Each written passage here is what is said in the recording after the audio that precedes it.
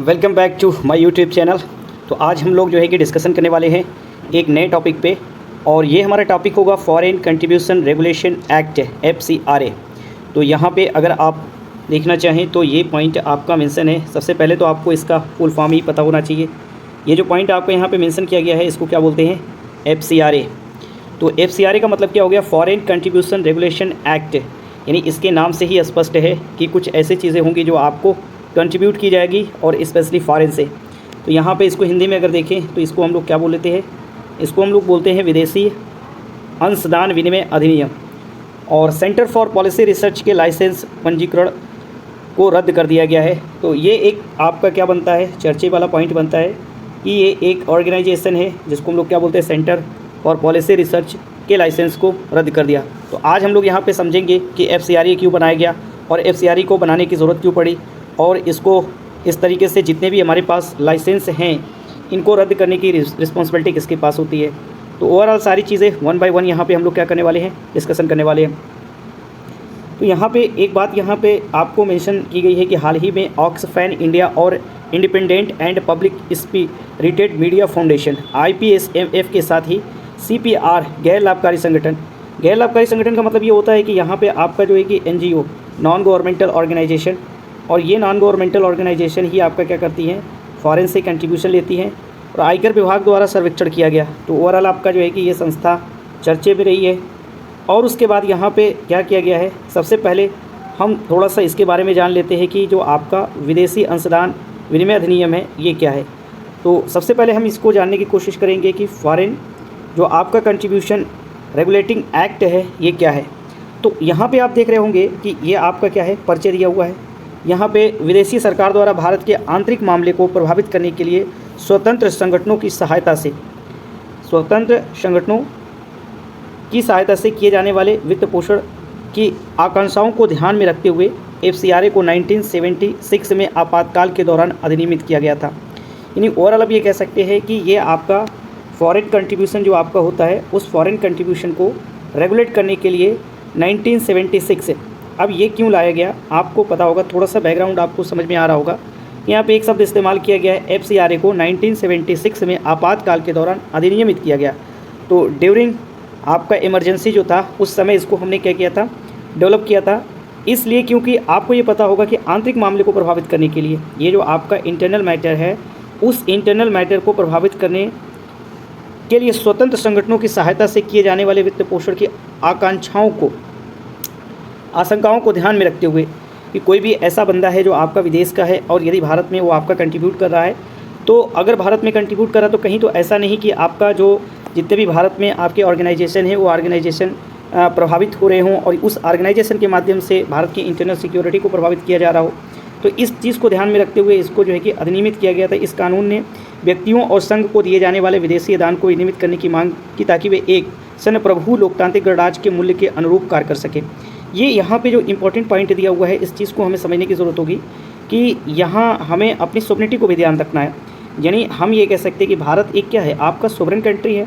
तो sovereign country होने के नाते हमको क्या करना होगा कि जो भी आपका एक व्यक्ति है, जैसे मान लीजिए कि कोई A नाम का व्यक्ति है, यदि वो क्या करता है? विदेश से पैसे लेता है, या कोई ऑर्गेनाइजेशन है, नॉन गवर्नमेंटल ऑर्गेनाइजेशन हो सकती है। जैसे एग्जांपल के तौर पे आप ये कह सकते हैं कैलाश सत्यार्थी की एक ऑर्गेनाइजेशन है बचपन बचाओ।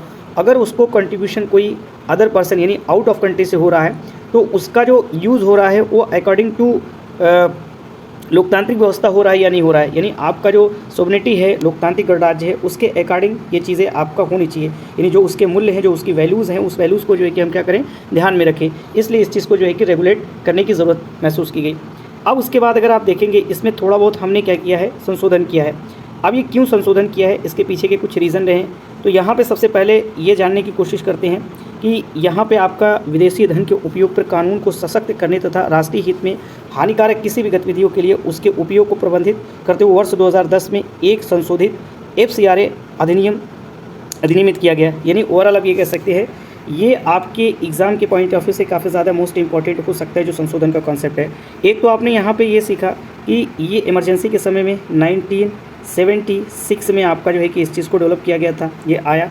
लेकिन यहाँ पे कुछ इंपॉर्टेंट पॉइंट को समझना ज़रूरी है क्योंकि इसको 2010 में हमने क्या किया? 2010 में इस कानून को अमेंड किया। अमेंड करने की पावर किसके पास है? तो अमेंड करने की पावर जो होती है वो होती है आपकी पार्लियामेंट के पास। तो पार्लियामेंट क्या कर सकती है? इस चीज़ को अमेंड कर सकती है और पार्लियामेंट ने इस चीज़ को अमेंड किया। अब देखिए इस अमेंडमेंट में क्या था, इस चीज़ को यहाँ पे उतना ज़्यादा हाईलाइट नहीं किया गया है क्योंकि ये फर्स्ट टाइम अमेंडमेंट किया गया था 2010 में और उसके बाद इस कानून में 2020 में भी अमेंडमेंट किया गया। जैसे एग्जांपल के तौर पे अगर 2010 की बात करें और ये आपके यूपीएससी के एग्ज़ाम में भी पूछे गए सवाल है, तो यहाँ पे आपको मैं ये बताना चाहूँगा, जैसे मान लीजिए कि कोई एनजीओ है, ये नॉन गवर्नमेंटल ऑर्गेनाइजेशन है और ये non governmental organisation specially different work कर रही होती है। जैसे मान लीजिए कि कोई एनजीओ है जो स्पेशली आपका डेडिकेटेड है एनवायरनमेंट प्लान के लिए, वो एनवायरनमेंट को लेकर के कार्य करती है। यदि एनवायरनमेंट को कोई क्षति पहुंचाता है, कोई प्रॉब्लम क्रिएट होती है एनवायरनमेंट को, तो ये एनजीओ उसके लिए कार्य करती है। मान लेते हैं कि ये आपका क्या है, यूएसए है। अब यूएसए से ये ऑर्गेनाइजेशन यानी ये जो आपकी एनजीओ है जो स्पेशली क्या कर रही है, एनवायरनमेंट के लिए काम कर रही है। अब यहाँ पे ये पैसा अगर इनको प्राप्त होता है यूएसए के माध्यम से, तो सबसे पहली पॉइंट तो ये होनी चाहिए कि ये एनजीओ जो पैसा इस्तेमाल करेगी वो आपका कहाँ पे करेगी, वो एनवायरनमेंट पर्पज़ से करेगी और इसका जो रजिस्ट्रेशन होगा इसी के अकॉर्डिंग होगा कि हम एक एनजीओ में काम कर रहे हैं या एनजीओ है हमारी, इस एनजीओ का जो पर्पज़ है वो एनवायरनमेंट को लेकर के कार्य करना है। अब यहाँ पे अगर मान लीजिए कि ये पैसा यूएसए से आ रहा है और ये एनजीओ में जितने लोग इन्वॉल्व हैं इस पैसे का इस्तेमाल यहाँ पे नहीं कर रहे हैं, किसी अदर जगहों पे कर रहे हैं, तो ऐसी स्थिति में ये देश की सोवरेनिटी के लिए भी खतरा है, ये देश की इंटरनल सिक्योरिटी के लिए भी प्रभावित कर सकता है। यूएसए में कोई भी ऑर्गेनाइजेशन जो भारत के खिलाफ थोड़ा बहुत एक्शन ले सकती है या काम करती है, वो इनको फंडिंग करके भारत के प्लान को प्रभावित कर सकती है, क्योंकि एनवायरनमेंट और डेवलपमेंट एक दो ऐसे मुद्दे हैं जो हमेशा जो है कि कॉन्फ्लिक्ट में रहते हैं, जो हमेशा विवाद में रहते हैं। तो ओवरऑल अब यहाँ पे ये कह सकते हैं कि जो एनवायरनमेंट है, इस एनवायरनमेंट के लिए ही उसको काम करना होगा। इससे पहले जब आपका 2010 का अमेंडमेंट नहीं किया गया था, तो इसमें क्या किया गया था, इसमें आपका सिस्टम ये था कि आप 20% पैसे जो आपके जो 50% आपके पैसे थे, जो आपके 50% पैसे थे, उस 50% पैसे को आप इस्तेमाल करते थे जिसके लिए आपने एनजीओ को बनाया, और 50% जो पैसे आपके होते थे उस पैसे का इस्तेमाल जो आप क्या करते थे, वो पैसा आप स्पेशली अपने मैनेजमेंट के लिए यूज़ करते थे। तो ऐसा महसूस हो जाता है कि ये पैसा जो है कि आपका जो स्पेशली जिस मकसद के लिए बनाया गया ये कम है, तो अमेंड करके ये कहा गया कि आपको क्या करना होगा कि अब अपनी जो मैनेज से रिलेटेड पॉइंट है, उस मैनेज से संबंधित पॉइंट को आपको क्या करना होगा, बहुत कम पैसा यानी आपको बस 20% ही खर्च करना होगा। यानी यहाँ पे अमेंड करके 2010 में कर दिया गया कि 20% ही आप कर सकते हैं और 50 जो आपका बचा हुआ 80% है, इस चीज़ को आपको क्या करना होगा, ये 80% पैसा स्पेशली एनवायरनमेंट के लिए खर्च करना होगा। तो इस तरीके की अमेंडमेंट आपकी की गई थी और बाद में आपका जो है कि यहाँ 2020 में भी कुछ स्पेशली संशोधन किए गए हैं। देखिए कानून में फिर से संशोधन किए गए जिसमें गैर सरकारी संगठनों द्वारा क्या किया गया, विदेशी धन की प्राप्ति और उपयोग पर नियंत्रण तथा जांच हेतु सरकार को और मजबूती प्रदान की गई। अब देखिए यहाँ पे क्या क्या करने होंगे, जैसे एग्जांपल के तौर पे अगर देखेंगे जो पैरामीटर यहाँ पे रखे गए हैं वो आपको क्या क्या करने पड़ेंगे। एक तो आपका सबसे मोस्ट इंपॉर्टेंट है, प्रत्येक व्यक्ति जो अगर मान लीजिए कि आपका व्यक्ति है विदेश से पैसे ले रहा है, प्राप्त कर रहा है, एक ये, और एक नॉन गवर्नमेंटल ऑर्गेनाइजेशन है ये विदेशी दान प्रदान करना चाहता है, के लिए FCRA निम्नलिखित प्रावधान करता है, यानी फॉरेन कंट्रीब्यूशन रेगुलेशन एक्ट जो आपका है, क्या क्या आपके पास ऐसे होने चाहिए। तो यहाँ पे सबसे पहले आपका ये अधिनियम के तहत पंजीकृत हो, यानी उसका जो है कि क्या होना चाहिए, FCRA के अकॉर्डिंग यहाँ पे उसका रजिस्ट्रेशन होना चाहिए। दूसरा मोस्ट इंपॉर्टेंट पॉइंट आपका क्या होना चाहिए कि जो भी आपका भारतीय स्टेट बैंक है, ये स्पेशली आपका कहाँ होगा, दिल्ली। इस पॉइंट को आपको जो है कि याद करना पड़ेगा क्योंकि ये इंपॉर्टेंट है, इसलिए क्योंकि स्टेटमेंट में आपका ऐसे भी दिया जा सकता है कि किसी भी जगहों पे जो स्पेशली आपका जो है कि स्टेट बैंक की ब्रांच होगी, नहीं, ये आपका कहाँ पे होनी चाहिए, ये दिल्ली में होनी चाहिए। और सिर्फ ओनली आप ये कह सकते हैं कि यहाँ पे एक ब्रांच के लिए आपका जो है कि इसके अथॉरिटी दी गई है जो आपका स्टेट बैंक ऑफ इंडिया। विदेशी धन की प्राप्ति के लिए एक बैंक अकाउंट आपका होना चाहिए, दिल्ली में ही होना चाहिए, तो ये एक प्रोविज़न आपका होना चाहिए। फिर उसके बाद अगर आप देखेंगे निधियों का उपयोग केवल उसी उद्देश्य के लिए करना है जिसके लिए उन्होंने प्राप्त किया गया है, और अधिनियम में इनको निर्धारित भी किया गया है कि कितना पैसा उस पर आप खर्च कर सकते हैं। जैसे कि मैंने बताया था कि 2010 का जो अमेंडमेंट था, उस 2010 के अमेंडमेंट में ये पॉइंट आपका मेंशन किया गया था कि आप अपने मैनेजमेंट के लिए 20% पैसे क्या करेंगे, खर्च करेंगे, और 80% जो पैसा होगा उसको आप क्या करेंगे, उस पर्पज़ में ही लगाएंगे। अगर मान लीजिए कि यूएसए ने 1 करोड़ रुपया आपका जो है कि दिया हुआ है, तो 80 लाख रुपये आपको क्या करने पड़ेंगे, वो स्पेशली आपका उस एरिया में खर्च करने पड़ेंगे जिसके लिए आपने इसको प्राप्त किया है। बाकी 20% जो पैसा आपका होगा, उस 20 पैसे का इस्तेमाल आप क्या कर सकते हैं, ये अपने मैनेजमेंट के लिए, जो भी उसमें वर्कर हैं उनकी सैलरीज वगैरह के लिए उसमें आप कार्य कर सकते हैं। तो ये आपका स्पेशली 2010 के अमेंडमेंट में किया गया था। तो यहाँ पर यह निश्चित किया गया कि कितने पैसे कहाँ पर खर्च करने, कहाँ पर नहीं करने। अब यहाँ पर इसको इसलिए मैंशन कर दिया गया क्योंकि ज़्यादातर NGO क्या करती हैं, पैसे प्राप्त कर लेती हैं, बाकी आपका जो है कि कि वो कागज़ पे होती हैं, ग्राउंड लेवल पे बहुत ही अच्छे तरीके से कार्य नहीं कर पाती हैं, और ग्राउंड लेवल पे कार्य न करने की वजह से उसका कोई इम्पैक्ट दिखता नहीं है। और प्रॉब्लम क्या होती है कि हम बाहर से पैसे लेते हैं और वो अपने लिए इस्तेमाल करते हैं। तो ये एक बहुत बड़ी प्रॉब्लम है। ज़्यादातर एनजीओज़ ऐसी ही होती हैं, उनको जब किसी तरीके से सिस्टम बन जाता है वो अपना कागज़ पे दिखाते रहते हैं, उनके अमाउंट कुछ और होते हैं और उसके बाद जो है कि वो एक्चुअल में कुछ और प्रयोग करते हैं। तो ओवरऑल आप ये कह सकते हैं कि थोड़ा सा यहाँ पे करप्शन ज़्यादा ही हो जाता है। और जब कभी कोई भी ऑर्गेनाइजेशन इस तरीके की एक्टिविटीज़ करती है, आगे हम इस चीज़ को समझेंगे किस तरीके से आपके लाइसेंस रद्द किए जा सकते हैं। जैसा कि आपने यहाँ पे ऊपर देखा कि एक लाइसेंस जो है कि क्या किया गया, रद्द किया गया। इसके लिए कौन सी मिनिस्ट्री रिस्पॉन्सिबल है और कौन इसके लिए जो है कि थोड़ा बहुत एक्शन ले सकता है, ये सारी चीज़ें हमें जो है कि आगे देखनी है। तो ओवरऑल आप ये कह सकते हैं कि इतने मापदंड आपके होने चाहिए। अब देखिए यहाँ पे विशेषता किसको दी गई है, कौन से एरिया में आपको काम करने हैं। एक आपका कल्चरल आपका कार्य होता है, यानी आप कह सकते हैं सांस्कृतिक कार्य होता है, एक आर्थिक कार्य होता है, एक शैक्षिक कार्य होता है और एक धार्मिक कार्य होता है। सामाजिक कार्यक्रम को करने वाले व्यक्ति या संगठन FCRA के आप जो है कि इन एरिया में अगर लगे हुए हैं, अगर आपका जो है कि धार्मिक इशू है उसमें यदि लगे हुए हैं तो आप क्या कर सकते हैं। अच्छा, यहाँ पे आप थोड़ा सा कंफ्यूज हो सकते हैं। जैसे अगर मान लीजिए कि यहाँ पे पात्रता की बात की जाए, कौन से ऐसे लोग हैं जो इस तरीके के रजिस्ट्रेशन के लिए पात्र हो सकते हैं, तो शैक्षिक दृष्टि का मतलब हो जाए कि एजुकेशनल पॉइंट ऑफ व्यू से आप काम कर सकते हैं। तो ये एक इंपॉर्टेंट पॉइंट हो गया। अब यहाँ पे धार्मिक चीज़ जो आ गई है, मे भी हो सकता है कि आप कंफ्यूज हो जाए इस बात को लेकर के कि भारत एक जो है कि सेकुलर कंट्री है और सेकुलर कंट्री होने के नाते यहाँ पे धार्मिक मुद्दे को लेकर के इस तरीके का तो शायद आई थिंक नहीं होना चाहिए। तो ये आपको कंफ्यूज नहीं होना है। यहाँ पे आपका जो है कि एक रिलीजियस पॉइंट ऑफ व्यू से किसी NGO को आप क्रिएट कर सकते हैं और रिलीजियस पॉइंट ऑफ व्यू से उसमें कार्य कर सकते हैं। जो कुछ भी उसमें आपका अदर संस्थान जो आपका स्पेशली भारत से बाहर है, अगर वो आपको कंट्रीब्यूट करती हैं तो इसमें आप क्या कर सकते हैं, कंट्रीब्यूट कर सकते हैं। अगर आपका जो है कि सामाजिक कार्यक्रम, जो सबसे ज़्यादा कार्य करने वाली जो NGO आपकी यहाँ पे हैं वो यही है जो आपका सोशल वर्क कर रही है। तो सोशल वर्क में आपका बहुत सारा जो है कि आ जाता है। तो यही आपके क्या हैं, पात्र है, ये क्या कर सकते हैं, रजिस्ट्रेशन करवा सकते हैं। नेक्स्ट मोस्ट इंपॉर्टेंट पॉइंट यहाँ पे अब देखेंगे, इसमें कौन लोग नहीं आ सकते हैं। अगर जैसे मान लीजिए FCRA के तहत आवेदन को फर्जी नहीं होना चाहिए। अब कोई फर्जी आवेदक आ गया और एक धर्म से दूसरे धर्म में प्रत्यक्ष या अप्रत्यक्ष रूप से प्रलोभन या बल के माध्यम से धर्मांतरण के उद्देश्य गतिविधियों में शामिल होने के लिए मुकदमा या दोषी नहीं ठहराया गया हो। जैसे मान लीजिए कि यहाँ पे इस पॉइंट को अगर अच्छी तरीके से समझने की कोशिश करें तो आप ये कह सकते हैं, मान लीजिए कि आपका क्या है, एक NGO है ना, NGO आपका क्या कर रही है, कार्य कर रही है और ये NGO स्पेशली आपका क्या है, रिलीजियस पॉइंट ऑफ व्यू से बनाई गई थी। अब इस NGO पे आपका जो है कि आरोप लगाया गया है कि ये NGO क्या करती है कि लोगों पे प्रलोभन देती है, कुछ पैसे देती है और दूसरे धर्म के लोगों को अपने धर्म में जो है कि कन्वर्ट कराने का कार्य करती है। अगर इस तरीके का दोषी उनको पाया जाता है या दोषी ठहराया गया है तो ऐसी स्थिति में इसके रजिस्ट्रेशन वहाँ पे नहीं कराए जा सकते। अच्छा, अगर मान लीजिए कि आपका पहले से कोई ऑर्गेनाइजेशन है, यानी आप कह सकते हैं कि NGO है, नॉन गवर्नमेंटल ऑर्गेनाइजेशन है। अब इस नॉन गवर्नमेंटल ऑर्गेनाइजेशन पे आपका इस तरीके का क्या किया गया है, एक दोष ठहराया गया है या फिर उस पर इस तरीके के आरोप लगाए गए हैं या इसको लेकर के आपत्ति जताई गई है, तो इसकी छानबीन के बाद यदि ये चीज़ें जो है कि पाई गई ये सत्य है तो ऐसी स्थिति में उस NGO के रजिस्ट्रेशन क्या किए जा सकते हैं, रद्द भी किए जा सकते हैं। ओवरऑल आप ये कह सकते हैं कि यहाँ पे आपका फॉरेन कंट्रीब्यूशन रेगुलेटिंग एक्ट के तहत यदि कोई NGO ऐसी है जिसमें इस तरीके के आरोप हैं धर्म के आधार पे कि प्रत्यक्ष अप्रत्यक्ष रूप से वो क्या कर रहे हैं, उनको अपने धर्म में इन्वॉल्व कर रहे हैं, उनको प्रलोभन दे रहे हैं, तो ऐसी स्थिति में वो रजिस्ट्रेशन नहीं कर सकते। और यदि वो पहले से ऑलरेडी इसमें इन्वॉल्व हैं, काम कर रहे हैं, तो उनके जितने भी आपके काम हुए होंगे उनको लेकर के जाँच की जाएगी और यदि जाँच सही पाई जाएगी तो फिर उसको हम क्या करेंगे, रद्द कर देंगे। फिर उसके बाद देखिए, आवेदन पर सांप्रदायिक तनाव या आपका जो है कि वेबनेस फैलाने के लिए कोई मुकदमा नहीं चलाया गया हो। मान लेते हैं कि आपका कोई NGO है और NGO में जितने भी काम करने वाले या फिर उसमें कुछ इस तरीके के पॉइंट हैं कि वो NGO कुछ इस तरीके का कार्य कर रही है तो वो भी नहीं कर सकते।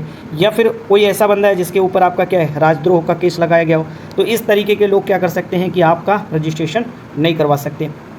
नेक्स्ट मोस्ट इंपॉर्टेंट पॉइंट यहाँ पर आप देखें तो इस अधिनियम में अगर आप देखेंगे तो चुनावी उम्मीदवारों है ना, ये जो है कि आपका स्पेशली कह सकते हैं कि कैंडिडेट है ना, ये आपका हो गया। फिर उसके बाद आपका पत्रकारों, ये भी आप देख लीजिए, अखबारों और मीडिया प्रसारण कंपनियां, न्यायाधीशों, ये इंपॉर्टेंट है, जजेस, सरकारी कर्मचारी जो गवर्नमेंट एम्प्लॉय होते हैं, ठीक। फिर उसके बाद आपका क्या हो गया, विधायिका जो आपका कार्य करती है किसी भी देश में। फिर उसके बाद आपका राजनीतिक दल के सदस्य जो भी पॉलिटिकल पार्टीज़ होती है उनके पदाधिकारी, साथ ही राजनीतिक प्रवृत्ति के संगठनों द्वारा विदेशीय धन की प्राप्ति पर रोक लगाता है। यानी कुल मिला करके कहने का मतलब ये हो गया कि एक ऐसा बंदा है जो स्पेशली आपका क्या कर रहा है भारत के अंदर, ठीक। अगर चुनावी उम्मीदवार है, कैंडिडेट है, पॉलिटिकल कैंपेन में आपका है तो नहीं कर सकता, पत्रकार भी नहीं कर सकता, अखबार और मीडिया प्रसारण जो कंपनियां हैं वो भी नहीं ले सकती, न्यायाधीश नहीं ले सकते, सरकारी कर्मचारी नहीं ले सकते, है ना। इस तरीके के जितने भी पॉइंट हैं आप इस चीज़ को यहाँ पे मेंशन करेंगे।